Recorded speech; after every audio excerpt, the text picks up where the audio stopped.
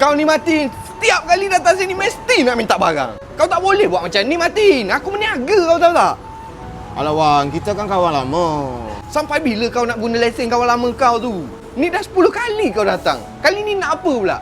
Malang sinkim aku rosak. Aku nak ni sinkim moka satu. Kau ni gila lah Martin. Dah lah sekarang aku buat Mocha Grand Sale Roadshow kau tahu tak? Semua barang dah murah, kau datang nak minta free je. Okey lah tu, kau buat diskaun. Boleh bagi aku satu. Sepatutnya aku buat diskaun kau beli, faham? Bukan ambil saja, bukan free. Dah balik lah kau Martin. Alah, susah. Kawan tak boleh tolong. Kawan tak kawan. Martin. Tukun kedai aku Martin, letak balik. Aku nak satu je buat mesin rupuk Kon pun mahal lah Martin, letak. Kau ni. Alah, kau pun kedekut. Alah. Bukan masalah kedekut, habis benda kau nak bedal. Apalah kawan. Bang, tadi saya ada tengok abang bergaduh dengan staff Tong Star. Kenapa? Oh, itu kawan lama abang, dek. Tak ada, dek. Abang nak minta set dapur. Hook and hook. Dia tak nak bagi. Uish, itu barang bukan biasa-biasa bang. Mahal juga tu. Itulah, dek. Abang bukannya nak bayar pun. Abang nak minta free je. Itu pun susah. Abang nak free? Yo. Abang jangan risau. Saya dengan manager Tong Star tu macam gini bang. Dah macam adik-beradik. Oh, ya ke? Ha, betul apa nak? Nak. Jom ikut saya. Abang, ini ke hood and hook yang abang nak tu? Yelah, yang ni lah, dek. Abang dah tengok. Kalau kat tempat lain tak dapat harga ni.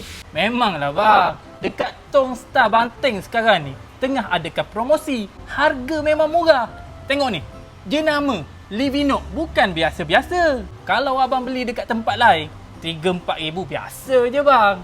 Itulah. So, dek boleh ajar lah ni kan? Boleh, abang pilih je nak yang mana. Free kan? Free tak dapat bang. Tadi dek cakap boleh ajar free. Saya cakap boleh adjust, bukan boleh bagi free. Oh, okey. Lah, abang nak yang ni lah. Yang ni? Ha. Boleh. Nanti masa abang nak bayar kejap lagi dekat depan, dekat kaunter, abang guna kod Maulana 10. Kod apa? Maulana 10. Maulana 10. Oh, okey. Habis tu dapat apa tu? Kalau abang guna kod Maulana 10, abang akan dapat potongan harga 10%. Jimat. Okey. Abang nak yang jadi eh? Jadi ya. Guna kod Maulana 10 tu. Jangan Okey. lupa. Okey. Dek, tandas kat mana? Tandas. Okey. Masih dah eh? Jom.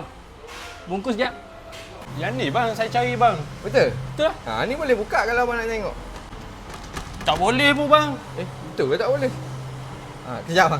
Dia boleh buka belah sana. Ni sama je. Ni boleh buka. Jadi. Martin, asal kau berak dalam ni?